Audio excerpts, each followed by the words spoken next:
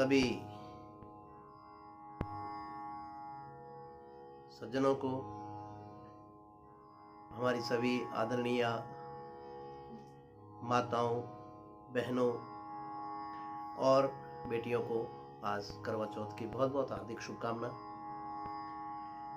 भगवती माता पराम्बा आद्य शक्ति आपको सपरिवार सदैव आनंदित रखे, अखंड सौभाग्य की प्राप्ति हो और आप अपने जीवन में सदा सर्वदा सुखी, समृद्ध, प्रसन्नता एवं ईश्वर की भक्ति से परिपूर्ण रहे। आज करवा चौथ है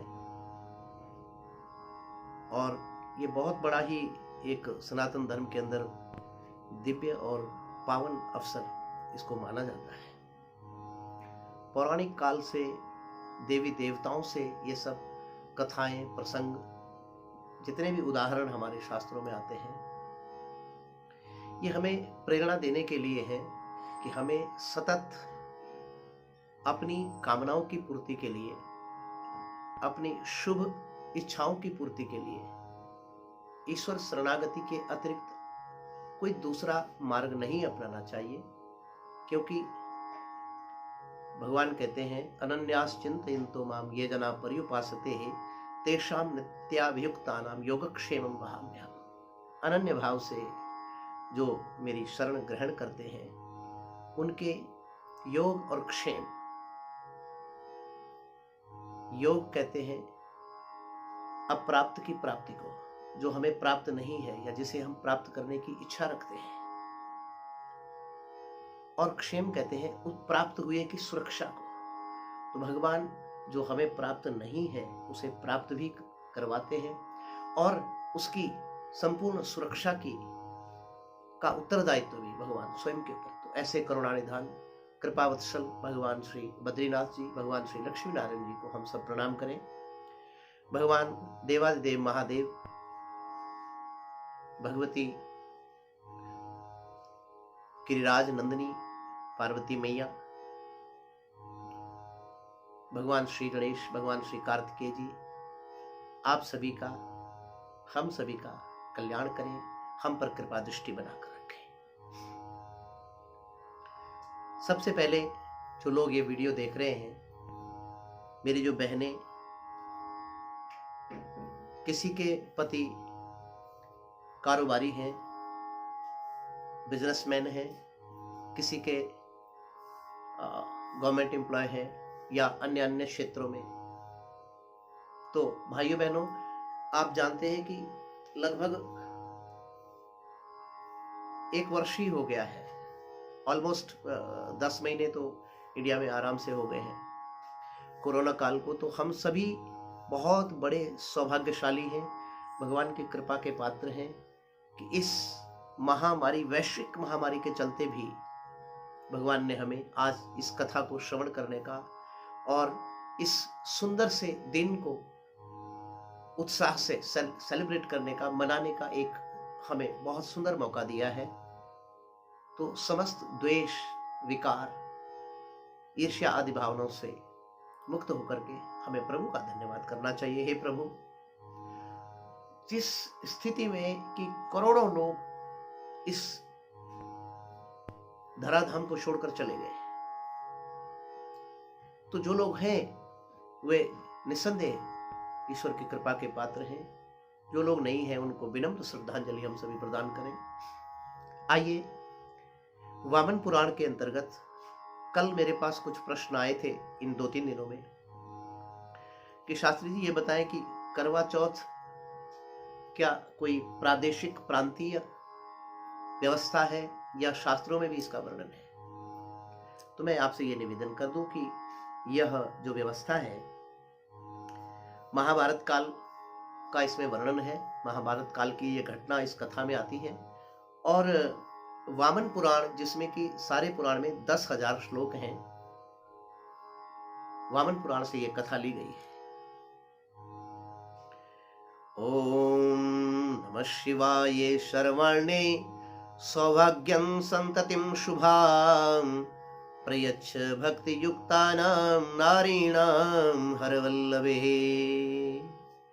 भगवती परम आद्याशक्ति के श्री चरणों में प्रणाम है, भगवान महादेव के श्री चरणों में प्रणाम है। तो कथा का प्रसंग यहाँ से आरंभ होता है कि महाभारत काल की जो घटना है उसमें आप जानते हैं कि कौरवों के द्वारा पांडवों को बहुत सारे दुख दिए गए, उनको त्रस्त किया गया, उनको कष्ट दिया गया और पांडवों के सभी अस्त्र शस्त्र आदि लगभग निष्क्रिय हो जाते थे। तो अर्जुन ऋषियों महर्षियों की प्रेरणा से इंद्रकालगिरी नाम के पर्वत पर भगवान देवादिदेव भूत भावन पतित पावन कैलाशाधिपति भगवान शंकर की शरण में जाते हैं।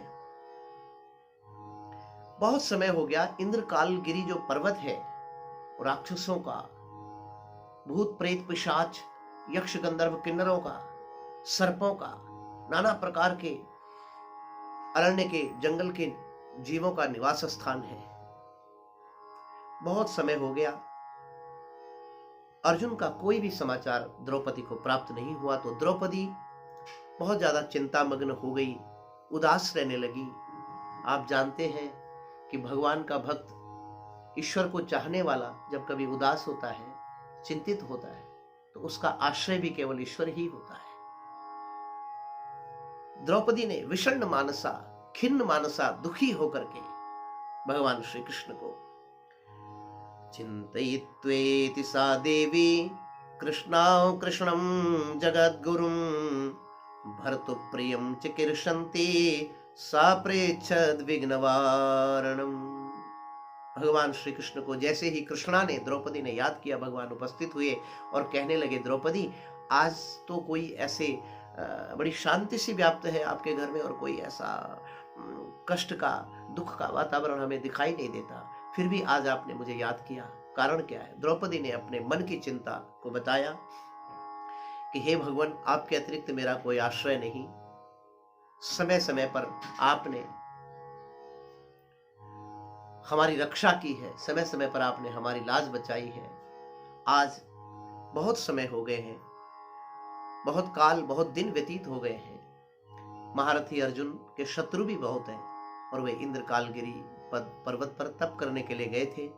अभी तक उनका कोई समाचार प्राप्त नहीं हुआ है। मैं चाहती हूं, क्या मैं घर बैठी उनकी दीर्घायु के लिए, उनके कार्य की सफलता के लिए, उनकी समृद्धि के लिए, उनकी मनोकामना की पूर्ति के लिए मैं घर बैठी, क्योंकि मैं धर्म पत्नी हूं,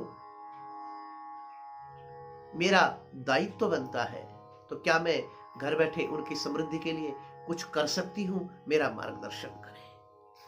भगवान श्री कृष्ण ने कहा। इसी प्रकार का एक प्रश्न देवादिदेव महादेव से भगवती पार्वती ने किया था। उसी संदर्भ में हे द्रौपदी जो कथा है वह मैं आपको श्रवण कराना चाहता हूं। सक्रपस्तपुरे रम्ये विद्वज्जन समाकुले स्वर्ण रौप्य समाकीर्णे रत्न प्राकार शोभने। इंद्रप्रस्थ नाम के नगर में एक देव शर्मा नाम के पंडित जी रहते थे। तस्यांस जनयामास पुत्रान् सप्तामितोजस पत्नी तस्यैव विप्रस्य नाम्ना लीलावती शुभा। लीलावती नाम की उनकी पत्नी थी। उन पंडित जी के घर में भगवत कृपा से बहुत सुखी समृद्ध परिवार, 7 पुत्र और 7 पुत्रों के पश्चात 8वीं एक कन्या का, दिव्य सुंदर कन्या का जन्म हुआ, जिसका नाम ब्राह्मण दंपति ने वीरवती रख दिया। कन्याम वीरावती नामनीम सर्वलक्षण संयुता। वीरवती अपने पिता के घर में बढ़ रही है, फल फूल रही है और शिक्षा दीक्षा के पश्चात पिता ने वीरवती का विवाह एक सुयोग्य वर से कर दिया, एक ब्राह्मण बालक से कर दिया। अब समय के अनुसार कार्तिक कृष्ण चतुर्थी, करवा चौथ का व्रत आया। 7 भाभियां बड़े प्रेम से, बड़े आनंद से सारा दिन भर व्रत उपासना करके सायंकाल के समय वट वृक्ष के समीप जाती हैं, जो बड़ का पेड़ होता है, उसके समीप जा करके भगवान महादेव, भगवती गौरा गणेश जी, कार्तिकेय जी, शिव परिवार का पूजन करके और बड़े आनंद से अब चंद्रोदय की प्रतीक्षा करती है। वीरवती क्योंकि अभी अवस्था छोटी है और व्रत आदि की नियमों की इतनी अभ्यस्त न होने के कारण वीरवती चंद्रमा के उदय होने की प्रतीक्षा नहीं कर सकी। जब प्रतीक्षा नहीं हुई तो भूख और प्यास से व्याकुल होने लगी।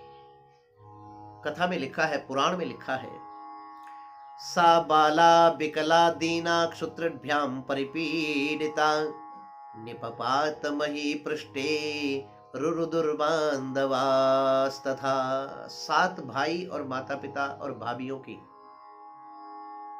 लाडली जो कन्या है, बालिका वीरवती है, वह मूर्छित हो गई।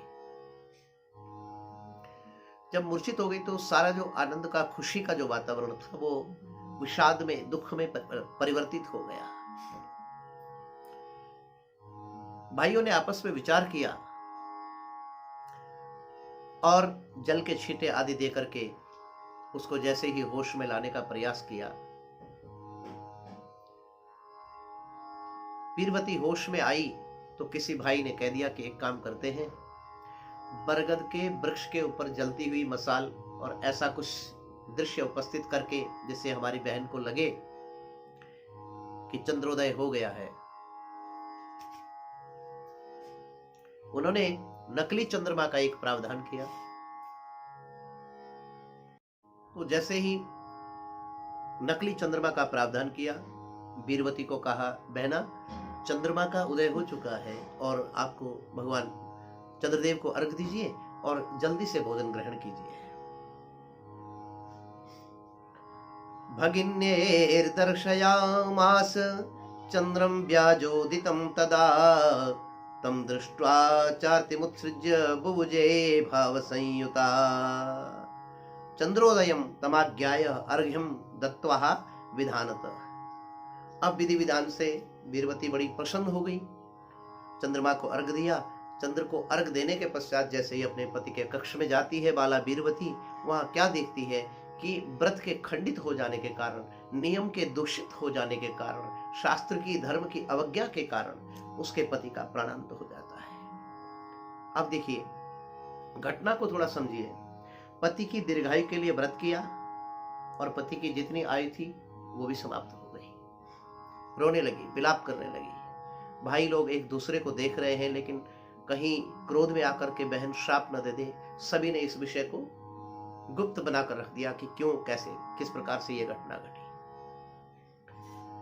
ऋषि महर्षियों ने आज्ञा दी, वीरवती अब आपको भगवान महादेव का नाम जपना चाहिए। तत्कालीन व्यवस्था में अपने पति के उस मृत देह को तेल की नौका में, तेल की नाव में रख करके और 8-8 आंसू बहाती, 1000-1000 आंसू बहाती आंखों से ओम शिवाय नमः, ओम शिवाय नमः। शिव पुराण में लिखा गया है कि देवियों को नमः जो है वो अंत में लगाना चाहिए, इससे मंत्र जल्दी फल देता है। 1 वर्ष बीत गया, महादेव का हृदय पिघल गया। भक्ति रंग लाती है, उपासना रंग लाती है, थोड़ा समय लगता है। महादेव ने देवराज इंद्र की जो धर्मपत्नी है शची, इंद्राणी, उनको बुलाया और कहा कि इंद्रप्रस्थ दिल्ली नाम के नगर में एक बाला वीरवती है जो 1 वर्ष से नित्य निरंतर विधवा जीवन यापन कर रही है और मेरा नाम लिए जा रही है, जाकर के उसकी समस्या दूर करो। इंद्राणी सामान्य मानुषी का, साधारण मानवी का वेश बना करके बाला वीरवती के पास आती हैं, हालचाल पूछती हैं। वीरवती रोते हुए कहती है, मां मुझे एक बात समझ नहीं आई कि मैंने अपने पति की दीर्घायु के लिए यह व्रत रखा था और उनकी तो आयु समाप्त हो गई। ऐसा कौन सा कर्म मुझसे बन पड़ा, ऐसी कौन सी भूल मुझसे हो गई क्योंकि आज तक वीरवती के भाइयों ने वीरवती को बतलाया ही नहीं है, वे डरते हैं। इंद्राणी ने कहा, त्वया पितुर्गृहे पूर्वं कुर्वत्या करक व्रतम व्रते वार्घ्यस्तथा दत्तो बिना चंद्रोदयम शुभे। हे शुभे, हे बालके, आपने पिता के घर में जो वर्ष साल भर पहले करवा चौथ का व्रत किया था ना, उसमें जो चंद्रमा है, आपने चंद्र को अर्घ दिया था? हाँ दिया था। वो चंद्रमा नहीं थे, वो आपके भाइयों के द्वारा आपकी मूर्छा और आपकी व्याकुल अवस्था न उनसे देखी गई, तो उन्होंने नकली चंद्रमा का प्रावधान किया था। उस नकली चंद्रमा को अर्घ देने के पश्चात आपका व्रत खंडित हो गया। अब क्या करूं मां? इंद्राणी मैया ने कहा, आज मेरे साथ, मैं अपने साथ बिठा करके आज करवा चौथ का व्रत आपसे संपन्न करवाती है। सारे विधान से करवा चौथ का व्रत संपन्न हुआ और माता इंद्राणी ने अपने कमंडलू से महादेव के श्री चरणों का जो जल ला रखा था, उसको उसके मृत पति के शरीर पर जैसे ही उसका अभिषिंचन किया, उस अमृत जल का, ओम त्र्यंबकम यजामहे सुगंधिम पुष्टिवर्धनम उर्वारुकमिव बंधनात् मृत्योर्मोक्षीयमामृतात्, तुरंत ही ओम नमः शिवाय, ओम नमो नारायणाय बोलकर वीरवती का पति उठ करके प्रसन्न मुद्रा में बैठ गया और माता इंद्राणी उन दोनों पति पत्नी को अखंड सौभाग्य का, सुख समृद्धिमय दाम्पत्य का आशीर्वाद देकर के स्वर्गलोक को चली जाती हैं। इधर श्री कृष्ण भगवान द्रौपदी को कहते हैं, द्रौपदी, इसी प्रकार महादेव जी के द्वारा यह व्रत, यह व्यवस्था पार्वती मैया को बतलाई गई है। आपको ठीक इसी प्रकार से विधि विधान से व्रत करना चाहिए। श्री कृष्णस्य वचः श्रुत्वा चकार द्रौपदी व्रतम तद्व्रतस्य प्रभावेण जित्वान् तान् कौरवान् रणे। उस व्रत के प्रभाव से वहां इंद्रकील गिरि पर्वत पर जैसे ही द्रौपदी का व्रत संपन्न हुआ, महारथी अर्जुन को भगवान महादेव ने दर्शन दिए और उनको पाशुपत नाम का दिव्य अस्त्र प्रदान किया। अर्जुन ने उस दिव्य पाशुपत अस्त्र के प्रभाव से समस्त कौरवों को जीता। धर्म की विजय हुई, अधर्म पराजित ही नहीं, अधर्म का नाश भी हो गया। धर्म सदैव ही धर्म की रक्षा करने वाले की रक्षा धर्म करता है। धर्मो रक्षति रक्षितः, जो धर्म की रक्षा करते हैं उनकी रक्षा स्वयं ईश्वर धर्म के रूप में आकर के करते हैं। इस प्रकार से आप सभी ने ये सुंदर कथा सुनी। आप सभी को अखंड सौभाग्य की प्राप्ति हो। आप सभी के पतिदेव दीर्घायु को प्राप्त करें और आपका जीवन आनंद से परिपूर्ण हो। आज चंद्रोदय का जो समय है वह लगभग 8:10 से लेकर 8:20 तक का है। कथा को सुनने का और पूजन का जो समय है वो लगभग 5:30 से लेकर के 5:29 से लेकर के लगभग 6:48 तक का है। आशा करता हूँ आपको ये छोटी सी कथा, छोटा सा प्रसंग बहुत सुंदर लगा होगा। इसी प्रकार मैं आगे आप सबकी सेवा में धार्मिक प्रसंगों को लेकर प्रस्तुत रहूंगा। अगर मेरी सभी बहनों को, भाइयों को ये छोटा सा मेरा प्रयास अच्छा लगा हो तो ये आप सबकी सेवा में आपके मन एक बार प्रसन्न हो जाए इस छोटे से प्रयास से, तो यही मेरा परम सौभाग्य रहेगा। मैं भगवान से आप सबके सुख समृद्धि की कामना करता हूँ। वीडियो पसंद आए तो कृपया मेरे चैनल को सब्सक्राइब कीजिए, लाइक कीजिए और किसी भी प्रकार की ज्योतिषीय समाधान हेतु या आपका कोई प्रश्न है तो इसमें डिस्क्रिप्शन में मेरा व्हाट्सएप नंबर है, आप व्हाट्सएप पे मेरे को क्वेश्चन कर सकते हैं। धन्यवाद। जय माता दी। ओम नमः शिवाय।